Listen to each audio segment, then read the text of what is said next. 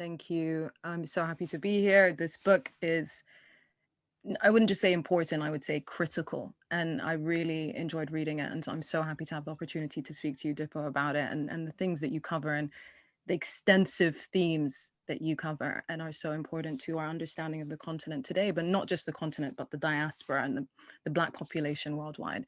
And so we want to say hello. Welcome to this Intelligence Squared Plus event with me, Yousra Elbagir, and I'm so delighted to introduce our guest tonight, Dipo Faloyin.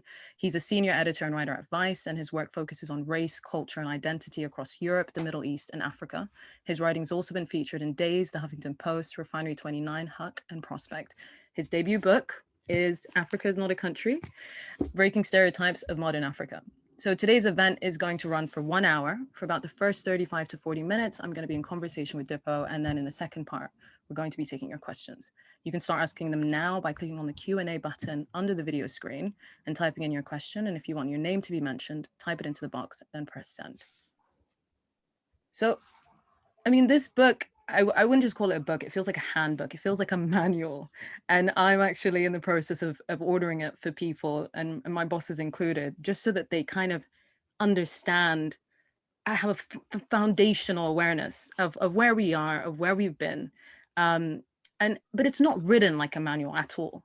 It's not written even like a bog standard history book. It's very personable, very rich. It's full of meaningful anecdotes from your life, from the life of your family, from, even, how to make jollof rice in a really beautiful way, and also personal history. And it covers such a breadth of topics, but also hones in on case studies and looks at historical events in a way that sort of deconstructs narratives and arguments that have plagued the continent for more than a century. And so the review, in my opinion of it, that it should be in the curriculum is spot on, because for me, it feels like all the books that I read in my post-colonial Africa module at university, if they were put in a blender and modernized and personalized. And I think to have a book like this, post-pandemic, post-George Floyd, post, social media and the penetration of social media on the continent, it engages with the Africa of today, not the relic and not also the caricature that we've, even as Africans, have grown up seeing and engaging with. And so firstly, thank you. Really, thank you, because it saves me and I think a lot of other friends the conversations of, when are we moving past this? When are we going to stop pandering? When are we going to stop spoon feeding? And I think as journalists, we want to write for an audience that's already aware, for an audience that we don't have to start from A, B, C, D, 1, 2, 3. Mm-hmm. But I think, more than anything, it really felt like a labor of love. I could feel, your love for Nigeria, your love for Lagos, for your family, for the culture as a whole and the continent as a whole. And that love really comes through so well. And it feels like it's kind of the fuel that drives the book. But I don't want to speak on your behalf. I just want to ask you, what drove you to write this book, and why now? Well, firstly, Yousra, thank you so much for agreeing to host this. Thank you so much to Intelligence Squared for having me. This book means so much to me, and I'm so thrilled that you sort of picked up on the themes that really drove me to writing this book. It's personal. It's about me, it's about my family, it's about our identities. One word that when I think about this book and why I started the opening chapter with a sort of section about my family and who we are, is that fundamentally this book is about identities and it's about who we are. And unfortunately, as many people across the continent know, Africans are not necessarily appreciated for who they individually are, what their experiences are, what their history actually is, and what brought them to their present. It's far easier to lump us all together as one and assume that we will have the same shared experiences, the same knowledge, the same outcomes, the same futures, that we're helpless in changing our own personal destinies. And so what really motivated me was trying to get across the idea that this is a place of all kinds of experiences, all kinds of personalities, all kinds of motivations. And to start with, I think of my own family. Like many Nigerian families, we're big, we're wild. There's so many different personalities. so many different motivations. The idea of lumping us all as a family together is absurd, let alone doing it for Nigeria, let alone doing it for Africa. And so for me, this is something that, is personal to me, and it means a lot to me, and it's something that's been on my mind for a really, really long time. And something that you said was that, it's coming at a time of George Floyd, of sort of a global racial awakening, if you like. And so I sort of felt that this was the perfect opportunity to have this conversation, to bring it towards Africa, and the historical way in which the continent has been treated, as well as how it continues to be treated to this day. And I think that, for me, it's just so essential that we have these conversations and we basically try our hardest to ensure that, the younger generations don't continue to push the same stereotypes that have been pushed ever since the colonialists met in Berlin to try and carve up the continent. At some point that has to stop.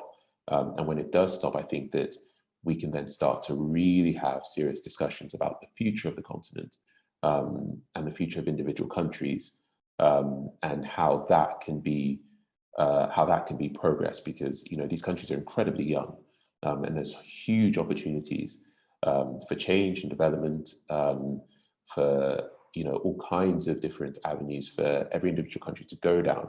And so I just think that until we start relating to these countries in a way that is actually based on what is actually going on in each individual region, a lot of that growth could potentially be stunted. And how much research? It feels incredibly well researched, and it feels like, I read a chapter and it feels like 5 books. I can feel 5 books, and then you managing to kind of streamline the information and present the salient facts. What was the research phase like for you?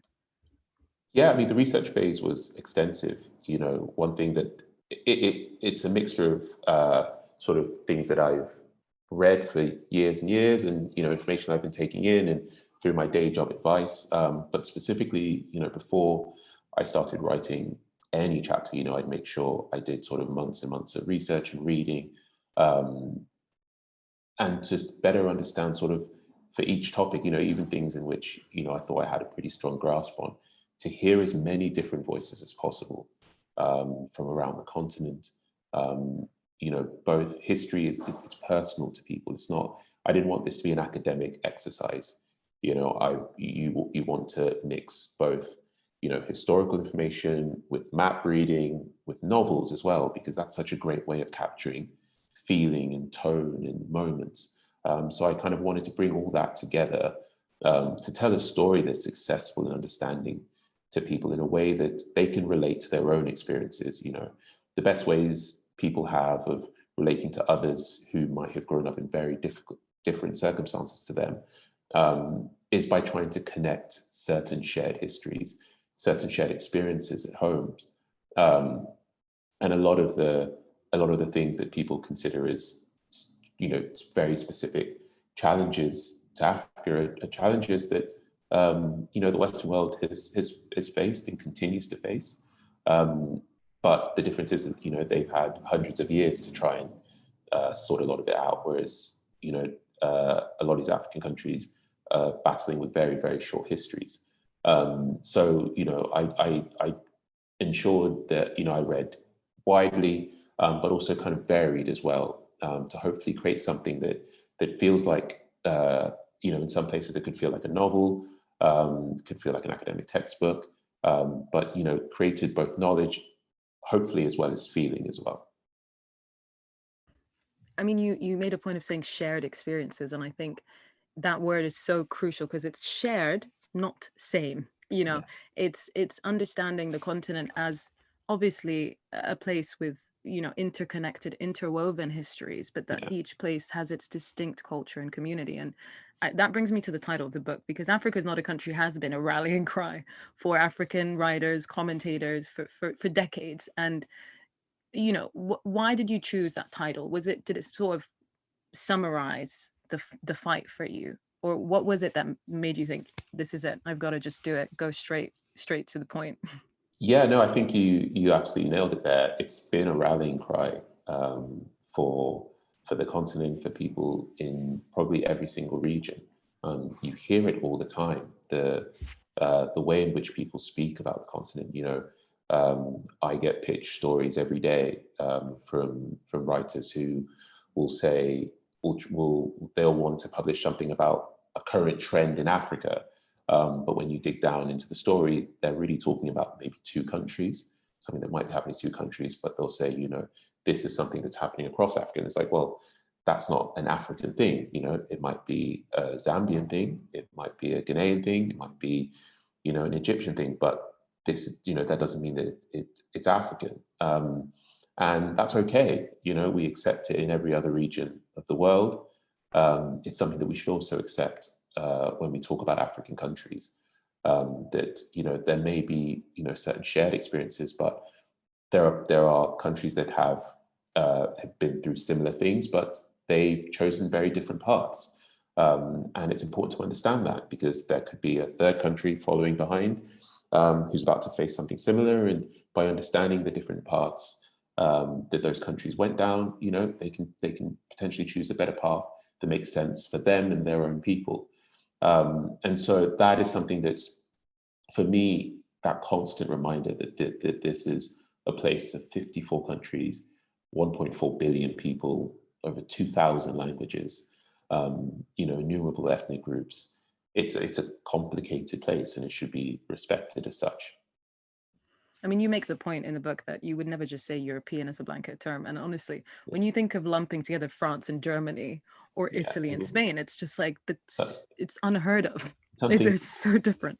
Completely unthinkable for the whole of Europe to be judged based on Spain's COVID response, for example. We just would never do that. But it comes so easily when we talk about Africa, and that's the thing that really, really needs to stop. And it's also, I mean, as you say, there are rivalries in place. Yeah. So just like the French and the Germans, Nigeria and Ghana, they have their rivalries, they have their historic differences, and respecting that is understanding that. Yeah, exactly. It's not trying to put up border walls between these countries, trying to say, everyone just ignore each other and leave each other alone.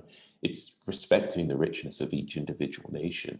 And by doing that, you can then better understand how these countries, when they choose to intertwine, and how the region was created, and gives you a sense of, what could happen in the future.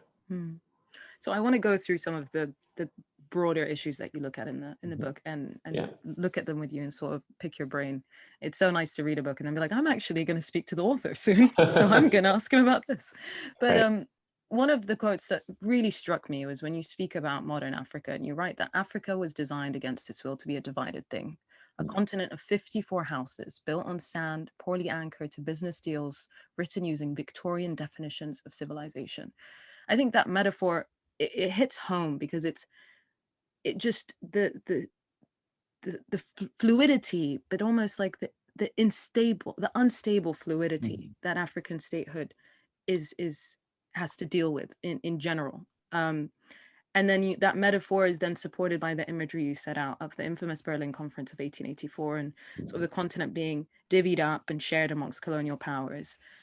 What do you see as the legacy of that conference in modern Africa, particularly on issues of statehood, if you were to sort of dissect that metaphor and explain your reasoning behind it?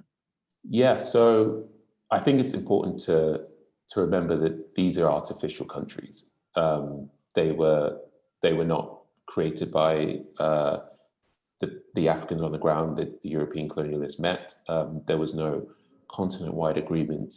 There was no great big African conference where everyone sat down and tried to make a case for their own personal communities. For centuries before the Berlin Conference, you had large African kingdoms, you had small ethnic groups, you had nomadic groups, and everything in between. What happened in 1884 was that, the great European colonial powers came together and basically decided that they each wanted a chunk of this region. They had sent explorers, people who we lionize in schools, into the region to discover, what great riches were there on the ground. And each country, unsurprisingly, came back and said, this looks like a pretty great place. Let's see what we can take for ourselves. And so the conference really set the ground rules for the scramble for Africa, for what is effectively a large-scale invasion of the continent. They all agreed that, firstly, they all had the right to do it. They had agreed that they were, if anything, gifting Africans the 3 C's: Christianity, commerce, and civilization. There was this idea that Africans were uncivilized, and the European presence would civilize them. But in reality, all the Europeans wanted was to extract as much as they could from the continent. And so what they didn't do was try and build stable countries. That wasn't in their best interest. What was in their best interest was to build things that were unstable, which meant that it would be a lot harder for those individual countries to rise up against the European powers. If you have a country that has 100 different languages, 3 or 4 large ethnic groups who don't speak the same languages, who don't worship the same gods, whose moral compasses don't align in the same way, it becomes incredibly hard for all those individual ethnic groups to create enough cohesion to overthrow the European powers.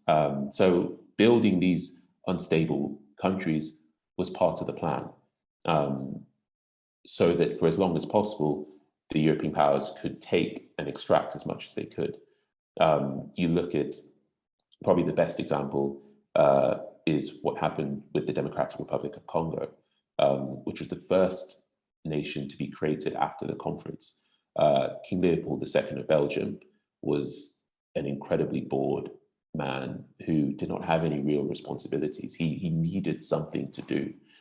So he convinced the other colonial powers to give him a large chunk of land that was about 10 times the size of Belgium, in the center of Africa. And quite quickly, King Leopold realized that running a country was incredibly expensive, and Belgium was spending money, and they couldn't have Belgium spending money. So they put previously free Central Africans to work as slaves. And by the end of King Leopold's reign, about half the population of Central Africa had been murdered, just trying to force them to extract as much natural resources to pay off King Leopold's, basically his boredom. And the devastation is unthinkable. The lives that were lost, the communities that were destroyed, the ethnic groups that were broken up. And King Leopold never once stepped foot in Africa. He was doing this all from Belgium. And eventually, when word spread around the world of all of the atrocity, he wasn't punished, but he was eventually forced to give up the DRC. That's the birth of the DRC, and as a country, they've had to try and work it out ever since. When that is the basis for your existence, it is incredibly difficult.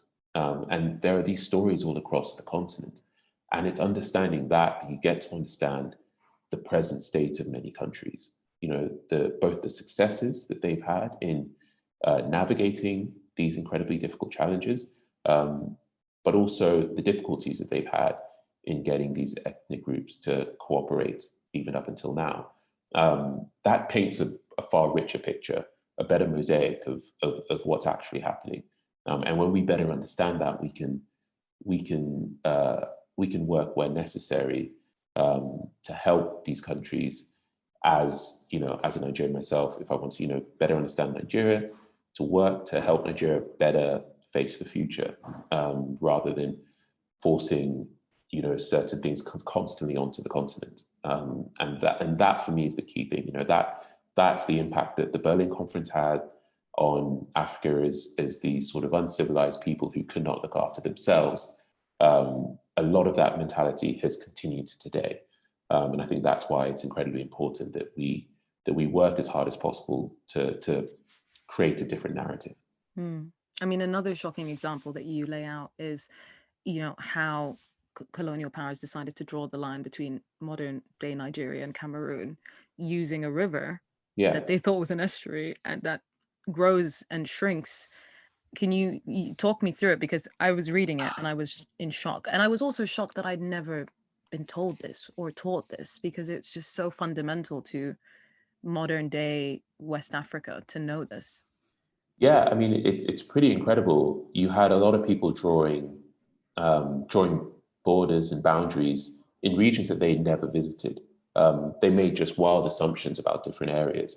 And so one example is the border between Nigeria and Cameroon, and the Akwafe River. Now, whether it's a river or an estuary matters, because it expands, it contracts, and certain times it shifts. And what happens when it does shift is that the border changes. Now, what is around that border is an area called the Mackenzie Peninsula, and it is an oil-rich region. Now you have two countries and you have ethnic groups in that region. There's oil there. The border keeps changing. Both countries want that oil. Ethnic groups want control of that oil. They want their own ethnic groups to enjoy the splendors of that oil. What comes next, naturally, is conflict. These are the conflicts that were created by pretend borders being drawn, by not understanding what was going on the ground. And there has been conflict between Nigeria and Cameroon because of a border that neither country had anything to do with. Across the world, about 30% of the world's borders are in Africa, but over 60% of disputes that have been taken to the international courts over borders have come from the continent, because in many cases, a lot of countries don't know where their borders begin and end. There are rough borders drawn into mountains, because on the ground, a lot of the explorers didn't bother visiting. Again, it wasn't in their interest. What was in their interest is extracting the natural resources that they could for themselves. Luckily for a lot of countries in Africa, a lot of these natural resources weren't fully discovered by the colonial powers, or else, there would have been a far deadlier fight during the independence era for many of these regions. But, the idea that your border can shrink and it can grow without your control, in which ethnic groups live on borderlands. And one moment they could be Cameroonian, another moment they could be Nigerian, That has created a lot of the conflicts, but we won't hear about that a lot of the times when they talk about potential civil wars or fights between countries. All we hear is, oh, there goes another African conflict. There goes another fight between African countries. Why can't they get their act together? But it's not us who are to blame for this. It's the European powers who came and drew these borders and created countries that were effectively built to topple over. And so the fact that so many of them are still standing, in fact, is, in many ways is a success story. And it's not my intention with this book to simply ignore all the challenges that countries might face, but it's to paint a better picture. It's to give context to the circumstances, so that the bigotry that continues, that perhaps there's something inherently wrong with Africans. The same bigotry that existed in 1884 at the Berlin Conference existed today. That you see it in many Western magazines that keep asking, what's the problem with Africa? The African problem. And when you just do a little bit of research, you start to realize that what you might consider as a problem is actually a success story, that they've actually managed to get to this point, many countries, against the odds, because, as I said, toppling over was built into the foundations of these countries. And yet they've not only managed, in many cases, to survive, but also to have huge influences on the rest of the world. culturally, politically, and in so many different arenas. In spite of, In all in spite spite of, of. exactly. And I mean, this brings me to what you said about the independence movement sticking or twisting. Yeah. Can you explain that? Because it seems like it's about whether they continue to endure the sort of framework that's put in place to destroy, to suppress, to, you know, repress. Can you just talk me through it? Because it's a great analogy. Yeah, I mean, almost during the independence era of the 1960s, the African countries, through what is now the African Union, decided to meet and discuss this very question. Should we stick or twist? Should we try and redraw our boundaries? Should we try and come up with a new solution for the future? And to their credit, what they decided was that it is better to stick. And the reason it's better to stick is because how do you even begin to partition countries when you have larger nations like Nigeria and South Africa and Kenya and Ghana and bigger powers, both militarily and politically, who would just work in ways that would likely try and benefit them and themselves? How do you even begin to redraw these boundaries? How do you work this out in a way that is effective for the future? But it's not an easy discussion in any way. You know, you have so many countries that are incredibly big, that are full of so many different languages, so many different belief systems, so many different opinions on how their country should be governed. But the challenges that they identified in 1960 still remain to today. Who does that work? One wrong borderline here, and a smaller nation can get completely eaten up. How do those smaller nations stand up for themselves? And it would have been easier for many of the larger countries to try and eat up the natural resources, but they showed an incredible amount of restraint that the European colonial powers unfortunately did not show. And that again is really testament to the independence leaders at the time, who recognized that this is the 1960s. Nigeria, where I'm from, is a country that is younger than my parents. The rest of the world is moving on in scientifically, technologically, culturally. And so the independence leaders recognized this and decided that, maybe it's time to move on and try and see whether we can make these countries, though they're not of our own making, but let's see how we can make it work for the future. And in many cases, many countries have done an incredible job. In some countries, that has been incredibly challenging, and they've struggled with civil wars moving forward. But it's not something that is easy, and our starting point was not something that very much was our own fault. I mean, to move into sort of post independence and leadership in Africa. I mean, you make the consistent point that Africa isn't home to ungovernable masses and isn't beholden to some curse of moral bankruptcy that keeps churning out, autocratic despots. But that the dictatorships on the continent are a result of complex historical processes and power dynamics, and fueled mostly by global geopolitics, or at least instigated by global geopolitics. And you look at 7 case studies. So you look at Somalia during the Cold War era, Nigeria, Zimbabwe, Algeria, Equatorial Guinea post-independence, Rwanda under Kagame, and Libya under Gaddafi. And it's a range. You look at a range of countries and leadership styles. And I just wondered, what did you come away feeling was the strongest common thread? What was the sort of shared reality?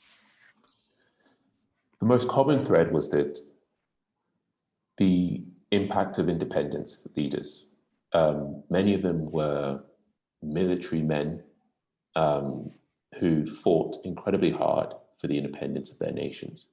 And, they worked against incredible levels of white supremacy, incredible suffering, and racist inflictions upon their nations. And they fought incredibly hard, and they fought incredibly long. And eventually they won. And what then followed was a period of time where you had these men who were certainly better suited for the battlefield at the top of their countries. And at that point, it was difficult for them to give up power because they felt at the time that, you know, they'd been the ones to fight for their countries. They'd been the ones to push the colonial powers out. And so in many cases, that was the initial dynamic that these countries had to deal with. You know, these founding fathers who had defeated, you know, incredible odds to gain their country's freedoms. And so that dynamic plays out in many circumstances. And as you rightly said, you know, these are shared experiences, but the experiences differ. You know, some of these men were heavily influenced in the years after by Western powers who tried to continue playing ethnic groups off of each other, especially during the Cold War. Some of these military men were influenced internally by ethnic groups who felt like it was their turn to reap some of the rewards that maybe they were not able to reap when colonial powers had favored other ethnic groups during the colonial era.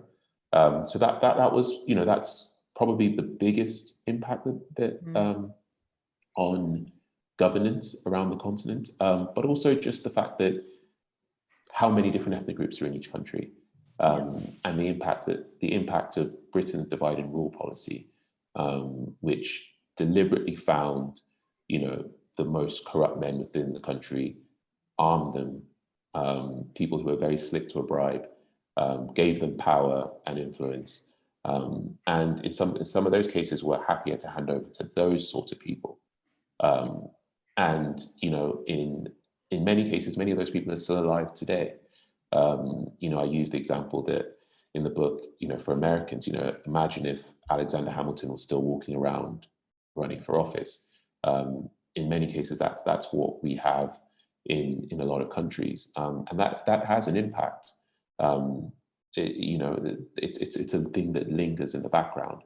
But there are all these dynamics at play. It's not just that, you know, Africans don't have any sense of the importance of democracy, or they don't understand the importance of community ownership, because that's largely what the continent was about before the colonial powers turned up. There were lots of larger kingdoms, but many people were living in smaller communities, and they were being governed as smaller communities where there was a lot of democratic say. There was a lot of sort of community input in how everyone was governed, and so that is all there in our in the history of many countries, but it's something that was put to the test when the colonialists turned up and broke everything up, divided. About 10% of all ethnic groups were split up during the colonial era.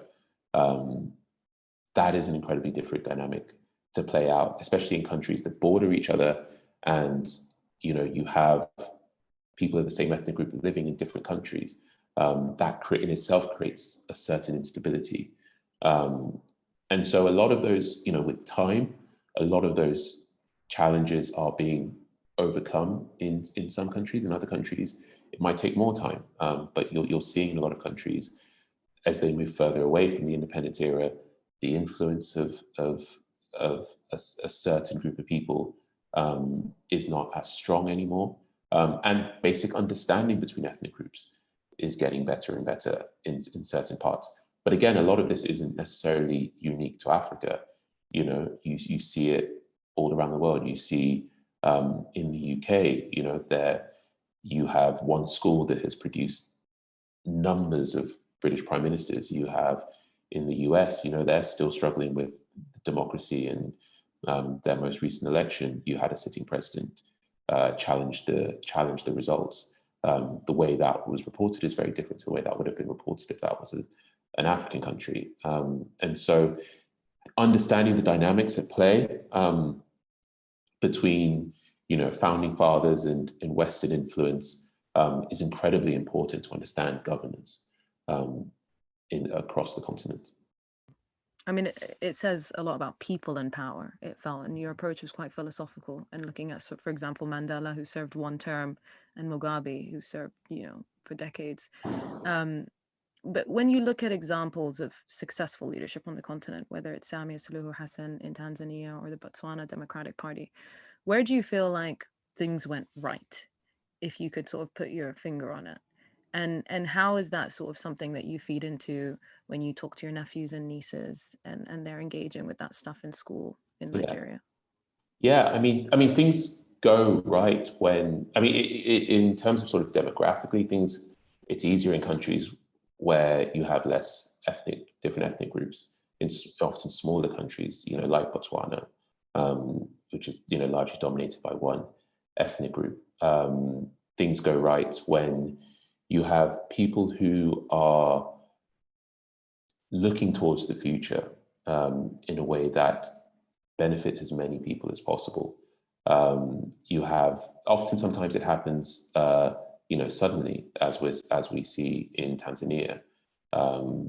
You have people who take the moment when it comes, but often it happens when you get a sort of a consensus amongst multiple ethnic groups to try and look towards the future rather than constantly rehashing the challenges of the past.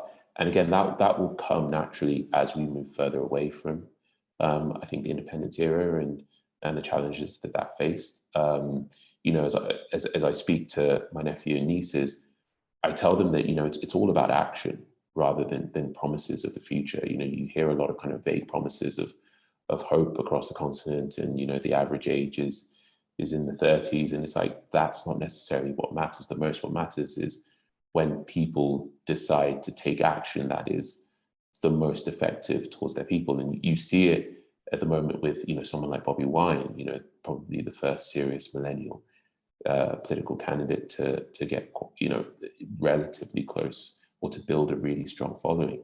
That there is no guarantees that he should get into power that he's successful, but hopefully he'll learn from the mistakes of Museveni, who was himself once a young, exciting power who overthrew a sort of a stale leadership. So the key thing is action, is learning from the past and trying to work out as many different ways of healing the wounds that have come from these quarrels amongst ethnic groups. But again, that's going to be different with every country. The histories are just too specific with each country. Everyone has to try their best to acknowledge the histories in their own countries and then move on. And I think those who have managed to sort of really understand and acknowledge their history are those who have been able to look to the future and to try and start creating a path that is effective. I could go on, but I'm going to share the stage and read out some of these questions. And if we have time at the end, maybe I can pick up on a couple more questions. But there is a question from Sarah on how big, I think it's gone. Her question, which I really liked, that I can't see in the box, but I'm going to ask you it, is what role could the diaspora play in deconstructing these stereotypes? I think they can play a huge role in the diaspora, certainly. I think it's incredibly important, whether you are you're a journalist or you're in the charity industry, or you're writing books, making films, to try and use your position to ensure that the fullness of your own personal experience is represented where you can, but also to coordinate with people, I use loosely, but back home, and to work with people on the ground to help build the bridges between you and your own nations, to try and say, look, how can we, if you are in that position, to better tell the stories of those who are working on the ground? I'm someone, my family live in Nigeria. I live in London. I'm back in Nigeria a lot. my experiences of being Nigerian is different to those who are on the ground there in across the country every single day. And I think that there's a huge role that I can play, and I'm trying to play, in trying to sort of tell the story of Nigeria and of our history and the history of West Africa and as many different histories as I can, you know, through trying to speak and give a voice to those on the ground where they want that sort of coordination, trying to ensure that, you know, you're best representing the genuine views of those on the ground in your own country. So I think that people in diaspora can play a huge role in every single, I don't think there's a single industry that isn't impacted by the negative stereotypes of Africa, you know, whether it's in tech or it's in or in business or finance, you know, or politics. Every single person is in an industry where they look upon Africans and Africa in a very specific way. And I think people out in the diaspora, you know, can play a really, really important role in telling that story. But I think they should, you know, always ensure that, you know, where you can, you're working in coordination with people on the ground to do that. 100%. Thank you. Another question is, you work in a media organization. How do you think the media can reinforce or break down stereotypes? Is the British media still racist towards Africans? Yeah, I mean, I think the media probably played the biggest role in reinforcing stereotypes and have a great opportunity to break them down.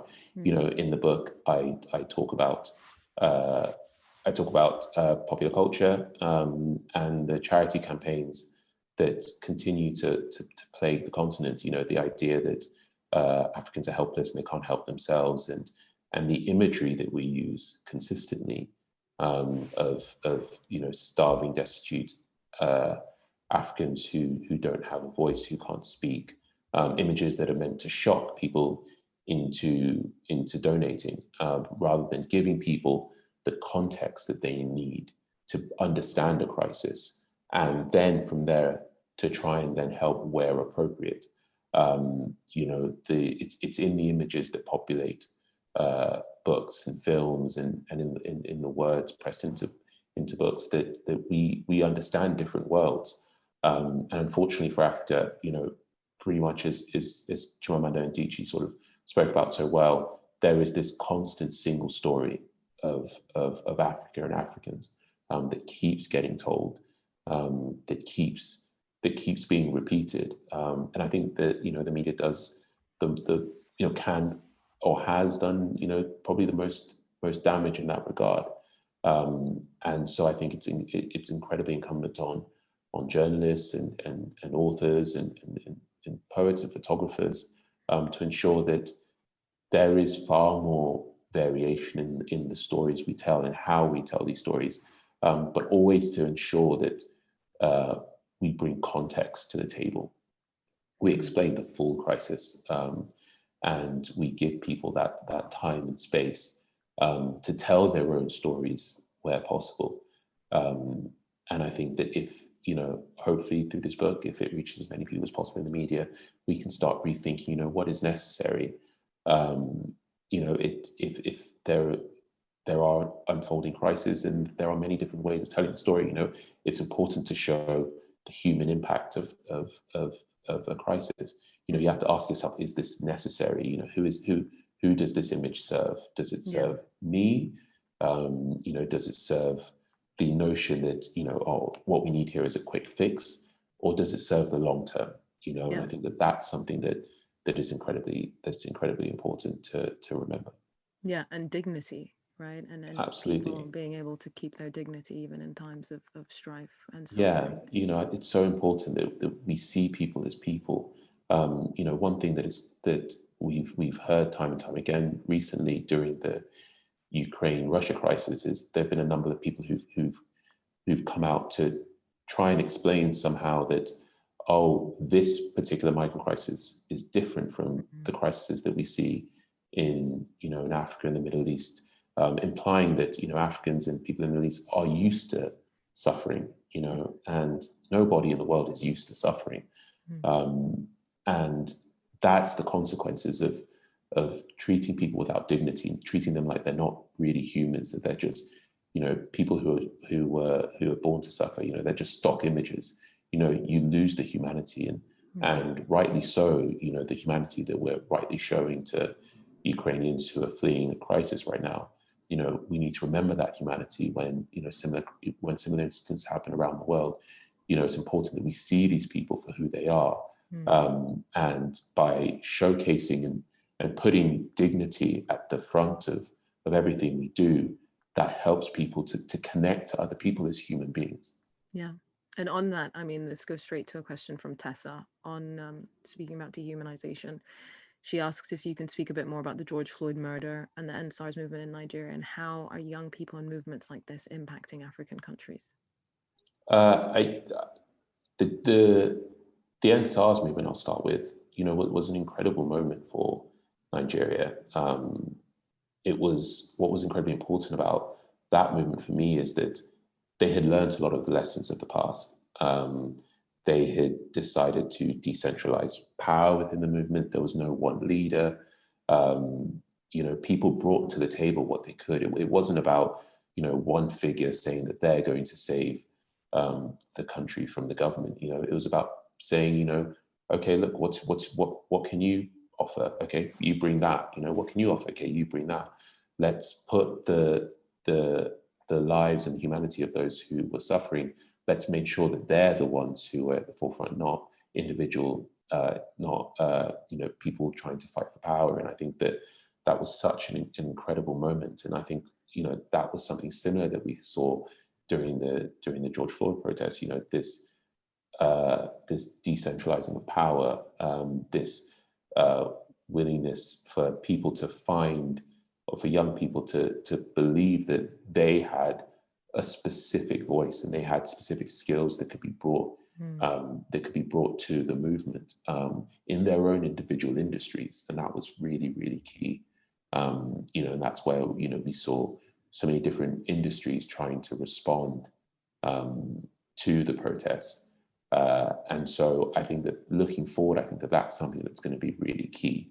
You know, by doing that, it's harder to break down into ethnic groups. You know, you break down into individual people with individual skill sets that can offer something to try and change the future. And I think that's something that was, you know, in both at the EndSARS movement and with the George Floyd movement, were really key in ensuring that there was real, you know, global impact from both movements. Another question is from Sarah about the curriculum in the UK. How important do you think it is to decolonize the curriculum in the UK? Do you think this is already happening? It's not happening quick enough, but it's essential. You know, this book is not just about African history. This is British history. This is about who Britain is today and who Britain can be in the future. You know, the Commonwealth and the Empire and the contributions that people from, you know, across the empire have had on British culture today is huge. And by recognizing that, you know, it'll become a lot harder to make the same mistakes in the future. You know, one example I'll give, recently on the royal visit to Jamaica, you know, I think that, you know, well, as we saw, you know, the royal family received huge pushback from Jamaicans, and I think that could have gone very differently. You know, I think the path they chose was the traditional path of, oh, we can just go there and smile and wave and charm the local population and bang some drums in Bob Marley's house and everyone will be happy. But instead, the Jamaican people said, we don't have time for that. That's not what interests us right now. What interests us is our future and who we are as a people and how we're governed in the future. And I think that was an opportunity for the royal family and the British government to learn from the past and to face it head on and say, look, here are the mistakes. It's more than just acknowledging it in a speech. It's acknowledging it through actions. It's saying, okay, look, here is the mistakes we've made in the past. We're not just going to come here and try and charm you and wave and smile. We'll listen to you. You tell us how you see your future. And if there's anything that we can do to contribute to that, to help, we can do that. If your message is, don't worry, we'll take it from here, we'll do that too. And in the future, like we do with other countries, we can build a new relationship. That would have shown that they had learned from the mistakes of the past. But instead they focused on, a lot of the same imagery.